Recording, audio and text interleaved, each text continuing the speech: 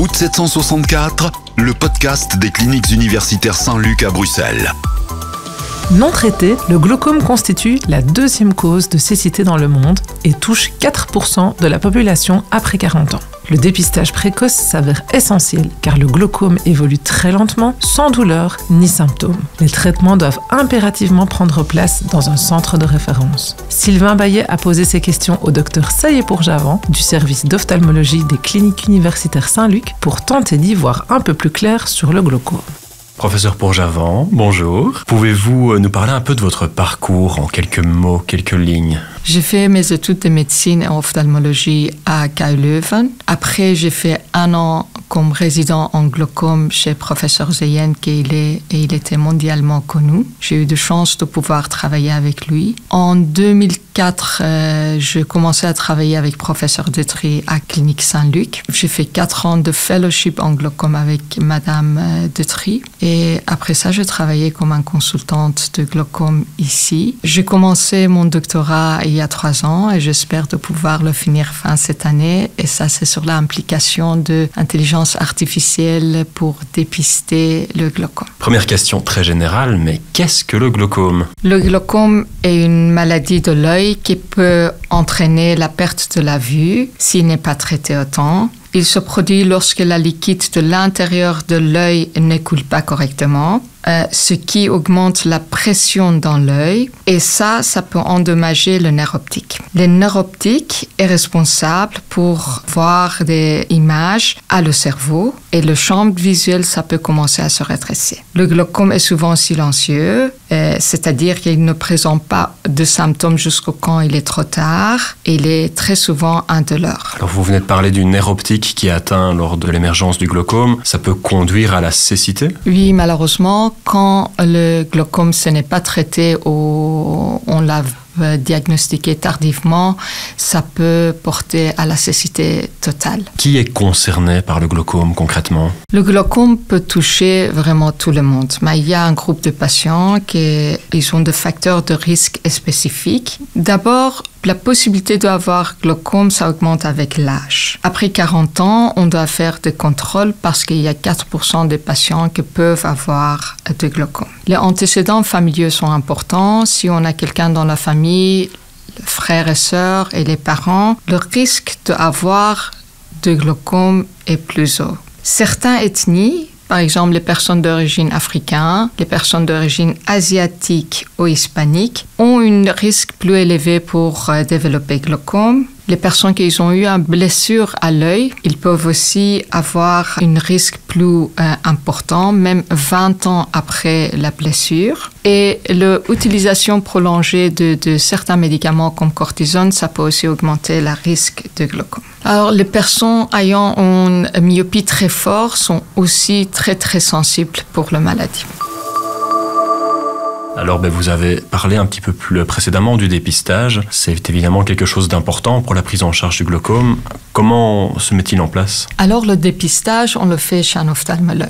C'est le médecin spécialiste pour les yeux, pour les maladies des yeux. Lors du dépistage, on fait un examen de la pression intraoculaire. Ça veut dire qu'on va mesurer la pression dans l'œil. On fait aussi un examen de nerf optique. Ça, on peut le faire direct avec une lumière et des loupes. Ou on peut faire des images avec une caméra pour voir si le nerf optique est en bonne santé. Alors, je suppose qu'il faut se faire dépister après 40 ans. Est-ce qu'il faut le faire une fois par an, une fois tous les 2 ans ou une autre fréquence ? Après 40 ans, le risque d'avoir glaucome augmente. C'est beaucoup plus important une fois qu'on a 60 ans. Pour les patients sans facteur de risque familiaux, c'est mieux de faire un contrôle à 40 ans, avoir une image de base, un examen de base, et après, entre 40 et 60, un contrôle chaque 2 ans, c'est assez. Par contre, pour les patients qui ont des facteurs de risque, un examen avant 40 ans, c'est important. Et après, selon la recommandation d'ophtalmologue, le patient doit se faire contrôler chaque année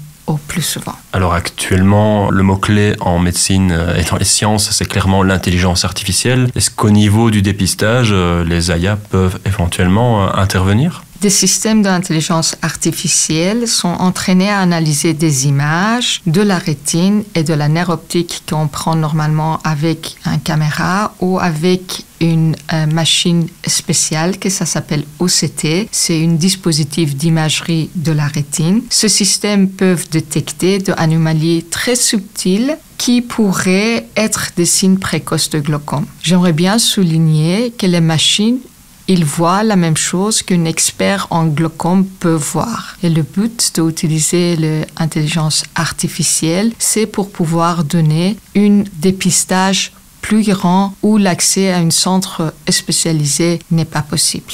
Il y a aussi des études pour faire la prédiction des risques, en sens que l'IA peut également intégrer les données complémentaires comme l'âge, médicaments, antécédents familiaux, la pression intraoculaire pour évaluer le risque individuel de développer la maladie. Avec la prédiction des risques, on pourrait offrir un traitement personnalisé à les patients.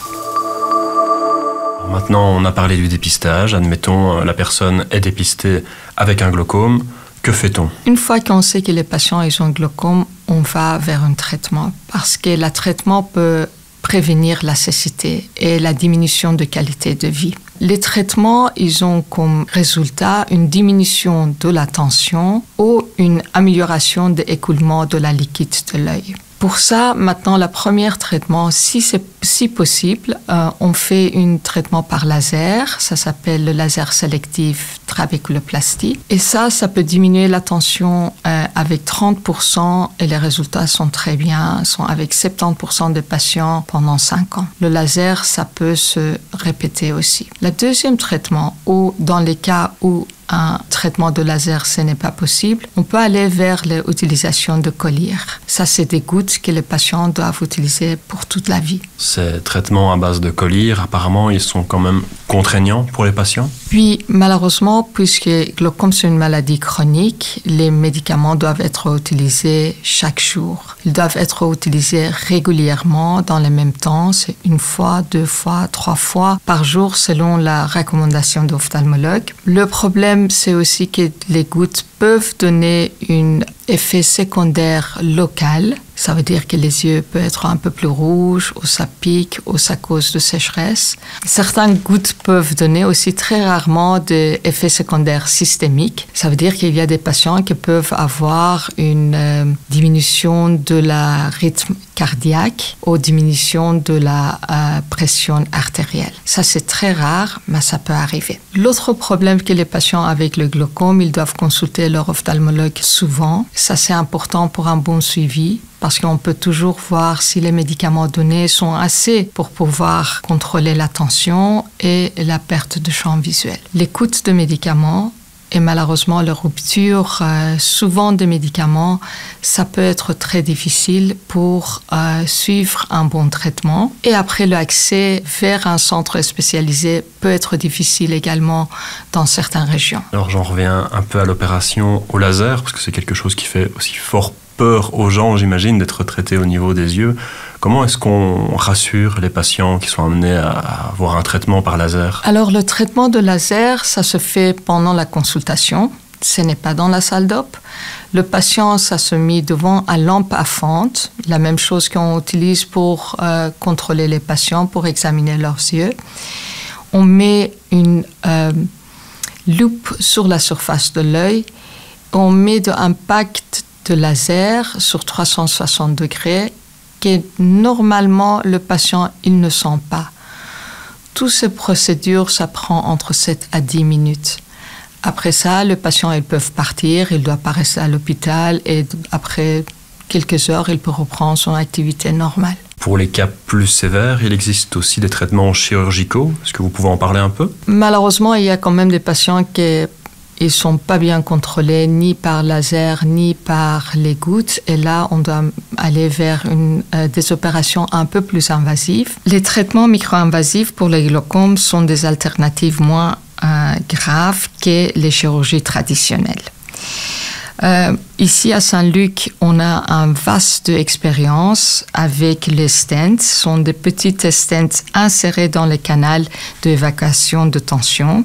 Et ça améliore le drainage de l'humeur aqueuse qui est responsable pour la tension dans l'œil. On fait ça très souvent avec une opération de cataracte. Ici à Saint-Luc, on a fait plus que 500 procédures avec iStent et on était la première centre en Belgique. Depuis quelques mois, on a aussi un laser interne grâce à une coopération avec la firme pharmaceutique BVI et un mécénat de la Fondation Saint-Luc. C'est un laser qu'on peut l'utiliser pendant l'opération et ça nous donne un accès direct à l'organe qui est responsable pour faire la tension. Alors comme ça, on a une bonne vision, on peut contrôler comment diminuer la tension. Dans les cas plus graves, on a des autres opérations qui sont des opérations traditionnelles. Par exemple, une opération que ça s'appelle trabéculectomie. Et encore dans les cas plus avancés où les trabéculectomies ne fonctionnent pas, on peut faire la mise des tubes et des valves sur l'œil pour pouvoir diminuer la tension de l'œil. Ce sont évidemment des opérations très impressionnantes. Est-ce que le patient est endormi? Est-ce qu'il peut rester éveillé? Pour les opérations micro-invasives, le patient n'est pas endormi. L'anesthésie est locale, mais malheureusement pour les opérations plus invasives, surtout pour les tubes et les valves, le patient doit être endormi parce que déjà le temps de procédure est beaucoup plus long et on doit vraiment opérer jusqu'à les muscles de l'œil et ça prend beaucoup de temps. L'œil devient très très sensible. Vous avez parlé du nombre de 500 implantations de stents. C'est un nombre quand même important. Vous pensez que c'est nécessaire, ce nombre justement assez élevé, pour garantir une certaine expertise? Pour toutes les opérations, le volume qu'on fait, c'est important. Plus on fait une opération, mieux nos résultats et mieux on peut faire ces opérations. Je suis persuadée qu'il y a un minimum nombre de 100 ou 150 nécessaires pour pouvoir faire une opération très bien. Maintenant, est-ce que vous auriez des conseils à donner aux auditeurs qui vont nous écouter et qui pourraient se tracasser par rapport à un éventuel glaucome qu'ils pourraient avoir? C'est très important de se faire contrôler, surtout après 40 ans. Un contrôle chez un ophtalmologue, c'est pas le même contrôle qu'on fait chez un opticien pour nous faire les lunettes.